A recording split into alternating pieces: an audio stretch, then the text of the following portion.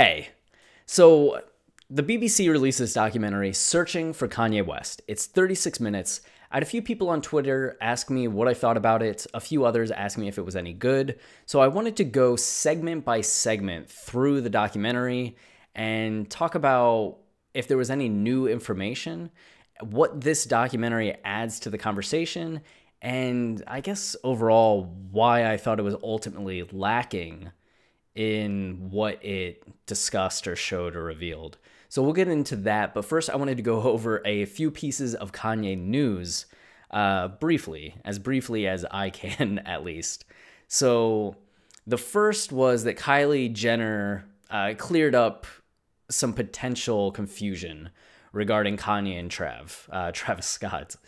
So Kanye had said, met with Trav at my crib this morning. We expressed ourselves. It's all love. This is coming in the wake of his 127 tweets talking about Drake and the beef with Drake and Drake not responding to Kanye and the sicko mode lyrics where Drake takes sneak disses at Kanye and Kanye being upset with Travis Scott for having Drake on the record and allowing Drake to say what Drake said.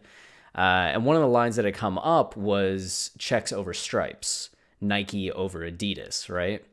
So after Kanye had said that he met with Travis Scott had Instagrammed, I think, this photo or Snapchatted. This just him, but you can see the Nike logo there. So this person here said, Travis Scott is my kind of petty. Meeting with Trav tonight, bet it never be a checks over stripes line again on a Trav song on Donda. So then you see the check and it's kind of like, okay, so they maybe talked, but like, nah, Travis Scott is low-key saying like, fuck Kanye. That started to be a brewing perspective on it. Kylie comes through and it could just be, PR correction, or it could just be the honest truth coming from Travis Scott's, are they married? Wife? Baby mama? He's not being petty. This is a sweatshirt design. The sock is a part of the design. Everyone is good, moved on, living life. For anyone who wasn't aware, Travis has had a deal with Nike and still does.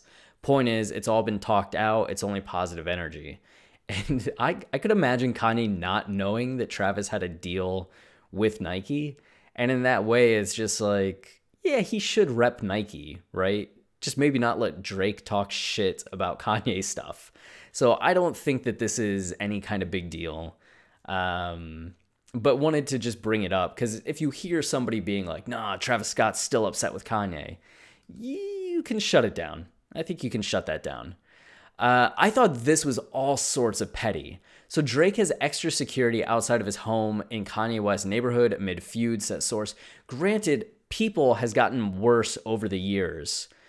Sometimes it's a little more accurate in these kind of source things. Other times it's just ridiculously bad. So this might be that time, but it seems hard to like falsify this. A lot of the times it's rumors of like these two are breaking up, Kanye and Kim, they'll say that. But with this, if there's more security, there's more security. It would just be crazy to me because Drake was apparently the one that called Kanye and threatened Kanye, right? We don't know the extent of it. It could have just been him being like, yo, Kanye, you need to stop with this. Like, yeah, we can be cool, man, but you just need to stop, like, stop. And Kanye being like, you can't threaten me. Or Drake could have been like, yo, shut the fuck up, or I'll make you shut the fuck up. Or even worse, And it could be legit threats. But it would just be funny if Drake was the one being like, yo, I'll fucking, like, kick your ass. And then he goes and beefs up security. Because in a way, it almost makes Kanye look like he's the aggressive one, the crazy one, the one that's causing drama. Like, Drake needs to be scared of Kanye, even though Drake may have been the one being the aggressor in the situation. So on the one hand, if you're playing the mind games, it's a good maneuver, but it's also just like bitchy and petty when it's Kanye just being like, can we squash this and move on? And Drake's being like, I feel threatened by like that crazy man down the street. So I just thought I wanted to vent. That's what that was. And then this, I think, was interesting because a lot of us that have ordered things from Kanye in 2018 have experienced long delays. And it turns out that we're not the only ones. The Better Business Bureau had received more than 300 complaints about Yeezy just in October, with another 189 in November. The total this year exceeds 700. I know I ordered my Kitsy Ghost vinyl, and it didn't come until November, I think, or late October, where Watching the Throne co-host Travis got his a month after me. So I know there are people that still haven't gotten their Kids See Ghosts vinyl. This is saying there are people that didn't get shoes they had ordered, a hoodie that they had ordered. So if you've had any of those issues, not to like narc on Kanye by going to the Better Business Bureau, but you might want to reach out again or go to the Better Business Bureau just to try to get some sort of satisfaction on it. I know things are still rolling out. I've fortunately never had any problem with anything I've ordered through Yeezy, which are just like socks and 2 pairs of Yeezys. But yeah, I hope you haven't had that experience, but if you have, I don't know, take some action. And it seems like it's being addressed. The weird thing about this article is that it was published, December 17th. It used to say published 3 hours ago. I guess because never mind. Ignore me. But there was supposed to be a meeting today, Tuesday. I haven't seen an update on it yet, but when that update happens, we'll let you know what was said. And that gets us to searching for Kanye, right? So it's Ben from the BBC going into this, and he wants to find out what led to 2018 Kanye. He's been a Kanye fan. He wants to kind of dive into the psyche of Kanye and see if he can get some insights. So he starts at the beginning, and the first segment is with GLC, one of Kanye's OG collaborators. And I don't know if you can see how many tabs are open here. I think you can. But there's 1, 2, 3, 4, 5, 6, 7, 8, 9. So in a 36-minute documentary, that gives us about 4 minutes per segment. And that might not seem like a lot for how many people Ben talks to, and it's not, which I think is one of the problems, because it goes really fast and a lot of the conversation stays just very superficial. Like this talk with GLC is cool because they're outside the original home of Kanye and Donda, and GLC's explaining what happened. Actually, this is a different house than the house that's like Donda's house, which kind of threw me for a loop. I don't know if it was the place they lived before the blue house that we've seen in photos, or if they just went to a random building and pretended it was Kanye's house. That kind of threw me. But, Ben asked GLC what Kanye was like as a kid, and you kind of get just a superficial answer. The most we find out is what it was like entering the house. A lot of African art and a lot of records. Donda being very influential with Kanye, and that she would give him whatever he needed. When he said he wanted to do music, she went and bought him like the deck, the recorder, like any equipment that he needed. She was like gung-ho about it. And that's really that's it. That we get that Donda was an important part of Kanye's development, and that Kanye was passionate and confident from a young age. And then we just move on to the next thing. And you're kind of like, well, I knew that. Like, as a Kanye fan, I knew that his mom was influential in his life. So is that all I'm getting from this? Is that his mom had an impact on him? Okay. So then we move into the next segment, which is with the world famous Tony Williams, Kanye's cousin. And Ben sets it up by saying that Tony told him like he has stories that nobody else can tell. And the only real major piece from this is Ben asking about losing Donda and did that impact Kanye. And Tony talks about how they found out when they were preparing for a concert that night, and Kanye just kind of went about business as usual. And we all grieve differently, but yeah, it definitely had an impact. And that's really the main takeaway from this segment. There's little odds and ends in there, a few more tidbits, but nothing really where you're like, oh fuck, like, wow. You're just kind of like, okay, so Kanye's mom dying was a big deal for him, and he maybe didn't process it all the way, or well. That again is something that most Kanye fans know very well. It's a point that comes up again and again and again. So then we get him moving on to talk to Donda's best friend at the University of Chicago, or Chicago State. And this segment was kind of eye-opening. So she talks about how Donda may have been pretty shocked by some of the things that Kanye had done in 2018, that politically she was very democratic, but that even if Donda had disagreed with Kanye, she still would have loved and supported Kanye, which is something that we learn essentially just from this book, Raising Kanye. I don't know if we really get any answers there that we don't get from reading this. The one kind of shocking thing is that Kim Kardashian comes up, and this woman, who I'm so sorry I forget her name, says that Donda would have asked why Kanye couldn't have found an African queen. And no offense to like Kim, but she doesn't think that Donda would have been necessarily pleased with Kanye's choice, which, I don't know. It strikes me as somebody that, like, I don't know, like, she hasn't met Kim, she hasn't gotten to interact with Kim. Maybe Donda would have been like, oh, I don't know. But after seeing like Kim and how Kim interacts with Kanye, how Kim is as a mom with like Donda's grandchildren, I don't know if Donda would have the same issues that this woman paints Donda as necessarily probably having with Kim. So, I don't know, to me, this was almost the most controversial part of this whole thing. And maybe was it all that insightful either. We know that Donda probably would have taken issue with what Kanye said, but also would have stood by him. Again, I've read this on the channel before, but this is the back cover. It says, as his mother, I support Kanye without exception. I don't always agree with his every action or reaction, but I know that even when he makes mistakes, he will learn from them.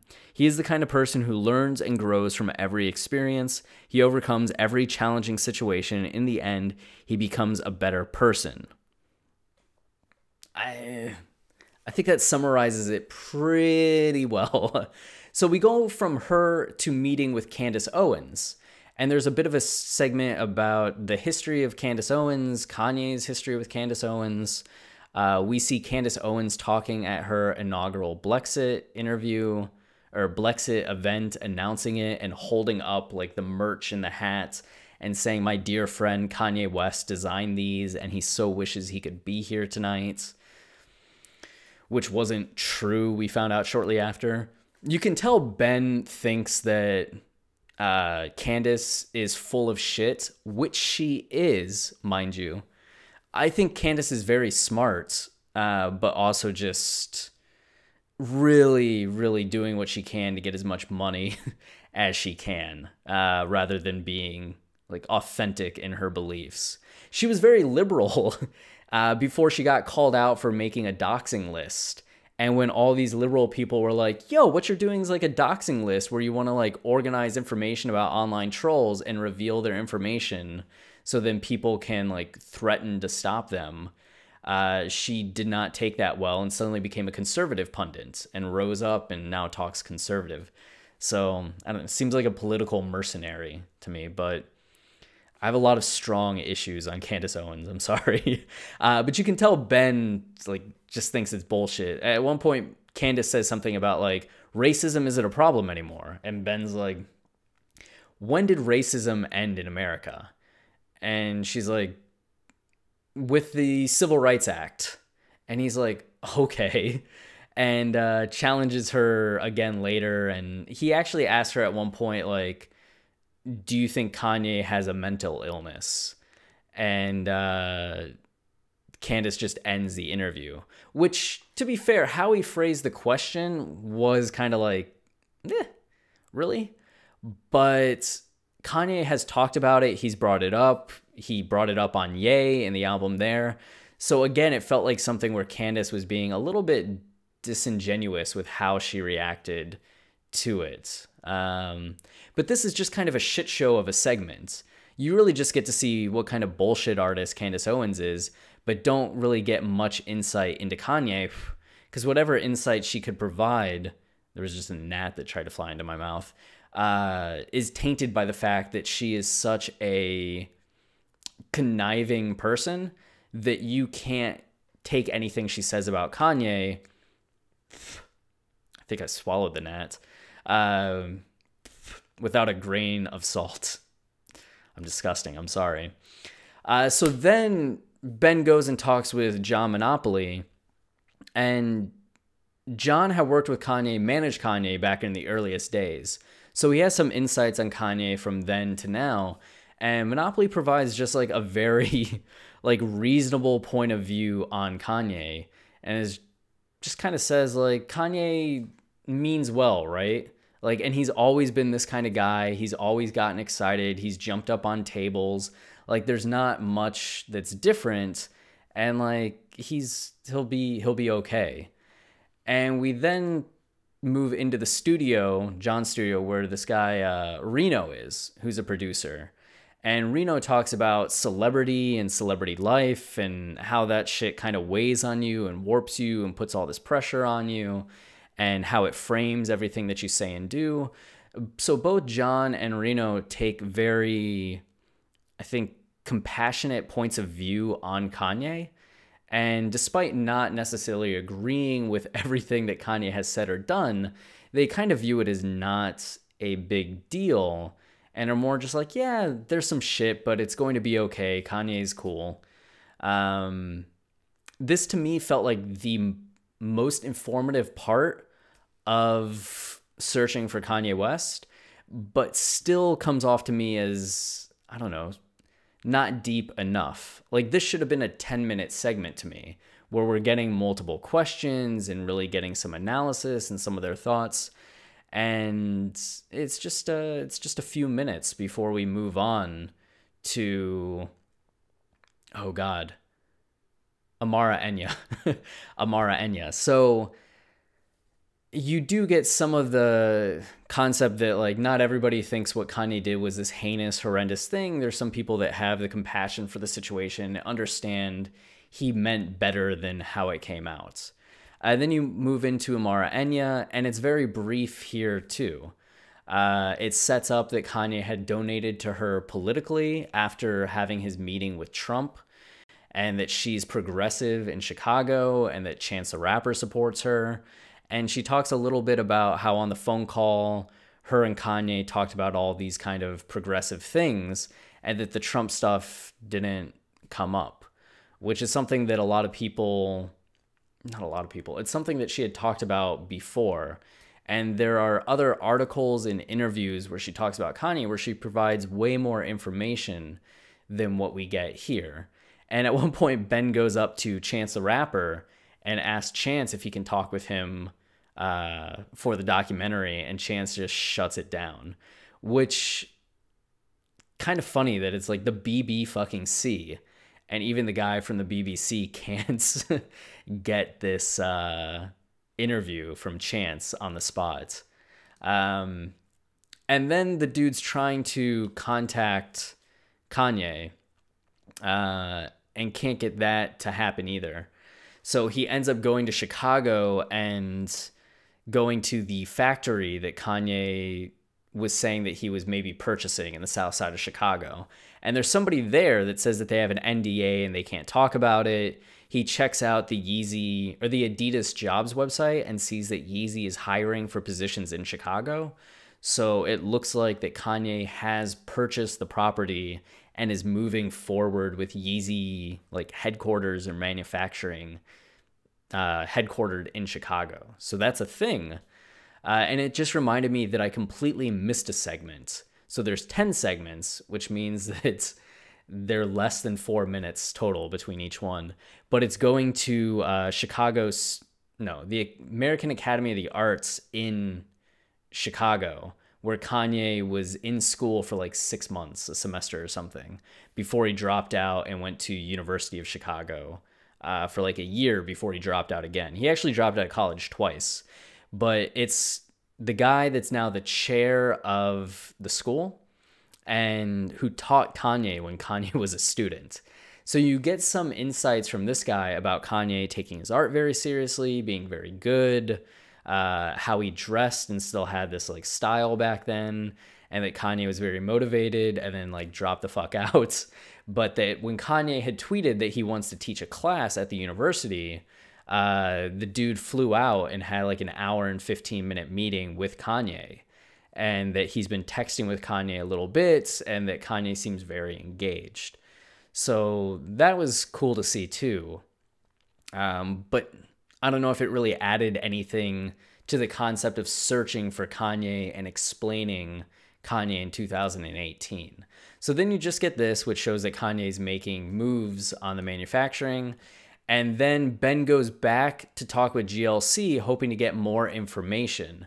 And you can see right before this, Ben's talking about like the barbershop and the barbershop dynamic and the Black culture, which is, you know, it's a place where people can really open up and talk about their problems. And there's like, I don't know, just bullshitting, gossip, life stuff.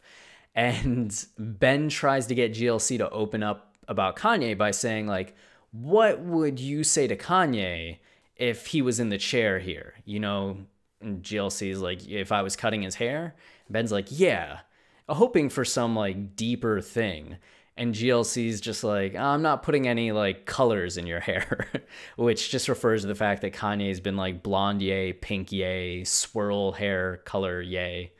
So he just like jokes about it, and Ben's kind of like, ha ha, ha, ha.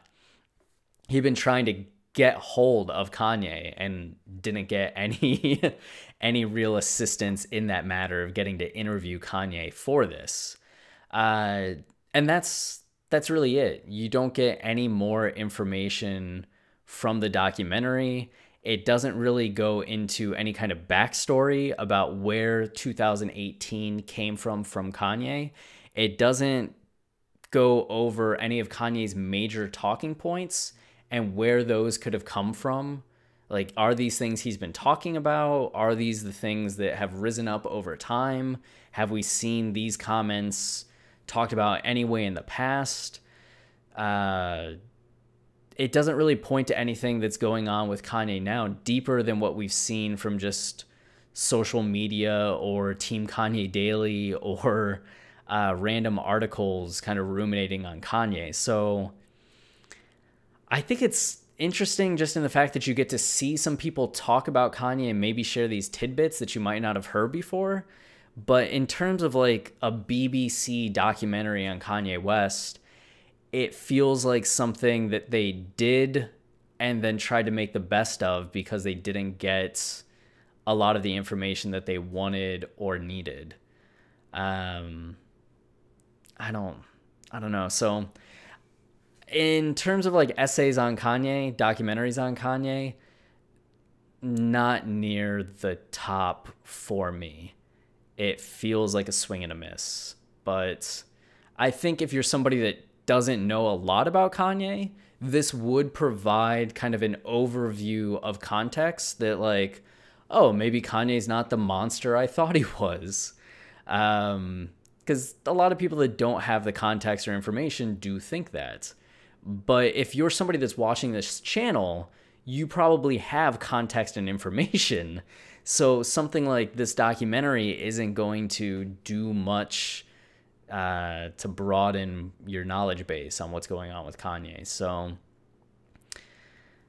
I wish they would have interviewed us, you know? Or maybe we should just make a documentary. At least they did it, right? I'm just sitting here making a YouTube video in my home, but if I had the BBC's backing, I'll go out there and make a fucking Kanye documentary. It would be awesome. So maybe one day, someday, and get it into South by Southwest. That'd be pretty awesome.